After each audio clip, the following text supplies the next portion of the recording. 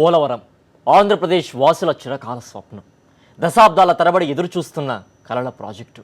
పోలవరం సాకారమైతే లక్షల ఎకరాలకు సాగునీరు, వందల గ్రామాలకు తాగునీరు అందుతుంది. బృహత్తరమైన ఈ ప్రాజెక్టు ఏళ్ల తరబడి సాగుతుందే తప్ప తుది రూపు దాల్చడం లేదు.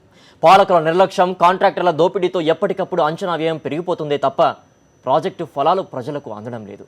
తెలుగు ప్రజల ఆశలతో దోబూచులాడుతున్న పోలవరం బహుళార్థక సార్థక ప్రాజెక్టు పరిస్థితిపై ప్రత్యేక కథనం. ఆంధ్రప్రదేశ్లో 765 కిలోమీటర్ల మేర జీవనది గోదావరి ప్రవహిస్తుంది. అయితే గోదావరి నీటిలో చాలా భాగం ప్రతి ఏటా సముద్రం పాలవుతోంది. ఈ నీటిని ఒడిసి పడితే ఆంధ్రదేశమంతా సస్యశ్యామలమవుతుందని గ్రహించిన గత పాలకులు పోలవరం వద్ద గోదావరికి బ్యారేజ్ నిర్మించాలని ప్రతిపాదనలు రూపొందించారు. దాదాపు 120 టీఎంసీల నీటిని నిల్వ ఉంచే విధంగా ప్రణాళికలు రూపొందించారు. 150 మీటర్ల ఎత్తులో ఆనకట్ట ఉండాలని ప్రతిపాదించారు. అప్పటి రాష్ట్ర ముఖ్యమంత్రి టి అంజయ్య పోలవరానికి శంకుస్థాపన చేశారు. అయితే అది శంకుస్థాపనకే పరిమితమయ్యింది. అనేక అవాంతరాలతో ఏమాత్రం ముందుకు సాగలేదు. 2004లో అధికారంలోకి వచ్చిన దివంగత నేత వైఎస్ రాజశేఖర్ రెడ్డి పోలవరం ప్రాజెక్టుపై దృష్టి పెట్టారు. ఈ ప్రాజెక్టు సాకారమైతే ఉత్తరాంధ్ర పరిస్థితే మారిపోతుందని గ్రహించిన మహానేత ఎన్ని అడ్డంకులు ఎదురైనా పోలవరం ప్రాజెక్టును పూర్తి చేయాలని సంకల్పించారు. అనుకున్నట్టే 2004లో ప్రాజెక్టుకు శంకుస్థాపన చేశారు. 2005లో ప్రాజెక్టు కాలువల పనులు ప్రారంభమయ్యాయి. 16,000 కోట్ల అంచనా వ్యయంతో పనులు ప్రారంభించారు. 1,000 కోట్ల వ్యయంతో ప్రారంభమైన ఈ ప్రాజెక్టుకు అనేక అవాంతరాలు ఎదురయ్యాయి. అంతర్రాష్ట్ర అనుమతులు, ముంపు ప్రాంత వాసులతో ఇబ్బందులు, కాంట్రాక్టర్లు పనుల్లో తీవ్ర జాప్యం చేయడంతో పనులు మందగించాయి. ప్రాజెక్టుకు ముందు కాలువలు పూర్తి చేస్తేనే సకాలంలో రైతులకు నీరందుతుందని ముందుగానే ఊహించిన వైఎస్ రాజశేఖర్ రెడ్డి కాలువ పనులను పూర్తి చేయించారు. ఈలోగా మహానేత మరణంతో పోలవరం పనులకు మళ్లీ అడ్డంకులు ఎదురయ్యాయి. కాంట్రాక్టర్లు మారడం, ఎప్పటికప్పుడు అంచనా వ్యయం పెరిగిపోవడంతో పోలవరం ప్రాజెక్టు నత్తనడకన సాగింది.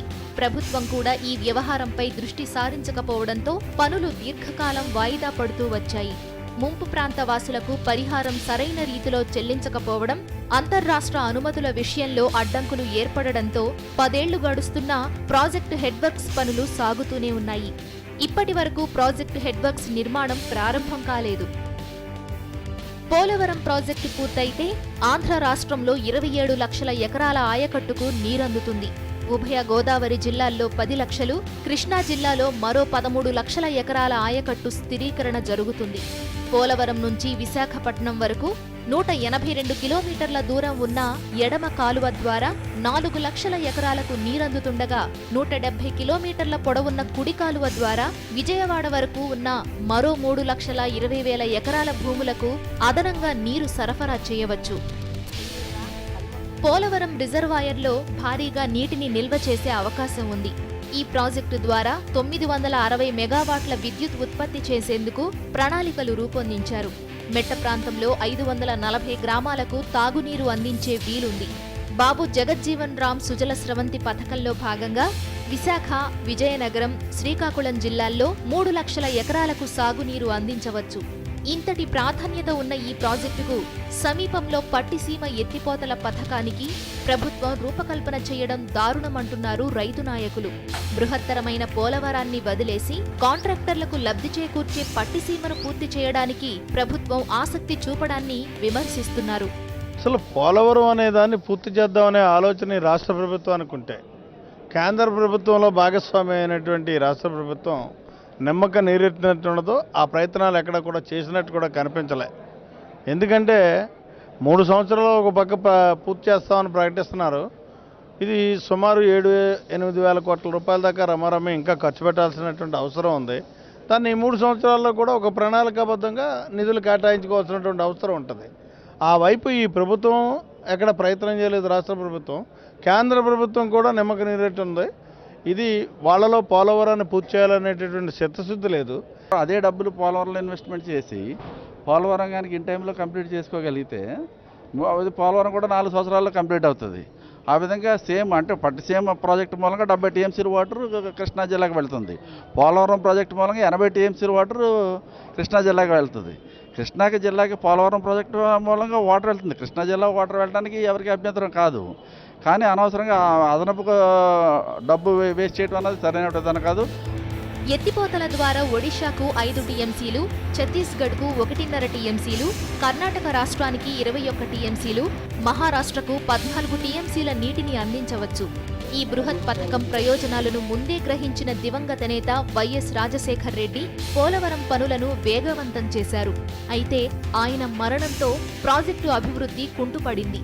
వైఎస్ఆర్ జీవించి ఉంటే ప్రాజెక్టు ఈపాటికే పూర్తయి ఉండేదన్న భావన వ్యక్తమవుతోంది. పోలవరం ప్రాజెక్టును గట్టిగా పట్టించుకుంటాం. పోలవరం కోసం పోలవరం నిజంగా దశాబ్దాలుగా ఎవరు పట్టించుకోకపోతే పోలవరం ప్రాజెక్టు మీద ఎవరైనా ఏ ముఖ్యమంత్రి అయినా డబ్బులు ఖర్చు చేసిన వారు ఎవరైనా ఉన్నారంటే అది ఒక దివంగత నేత ప్రీతం నాయకుడు రాజశేఖర్ రెడ్డి. ఆయన హయాంలో 4,000 కోట్ల రూపాయలు ఖర్చు చేయడం జరిగింది. దాని తర్వాత ఎవరు పట్టించుకోలేదు, ఇప్పుడు ఎవరు పట్టించుకోలేదు.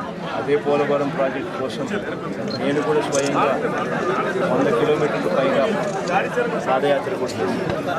ఆ ప్రాజెక్టు ఎటువంటి పరిస్థితుల్లోనూ అంటూ ఎవరి దగ్గర క్షమించే పరిస్థితులు గట్టిగా ముంపు సమస్యలు పరిష్కరించడంతో పాటు అంతర్రాష్ట్ర అనుమతులు త్వరితగతిన సాధించి ప్రాజెక్టు పూర్తి చేస్తే తప్ప ప్రాజెక్టు ఫలాలు అందరికీ అందే అవకాశం లేదు. ఇప్పటికైనా రాష్ట్ర ప్రభుత్వం ముందడుగు వేసి బడ్జెట్లో పోలవరానికి పెద్ద ఎత్తున నిధులు కేటాయిస్తే తప్ప ప్రాజెక్టు పూర్తి కావడం సాధ్యం కాదనే వాదన వ్యక్తమవుతోంది.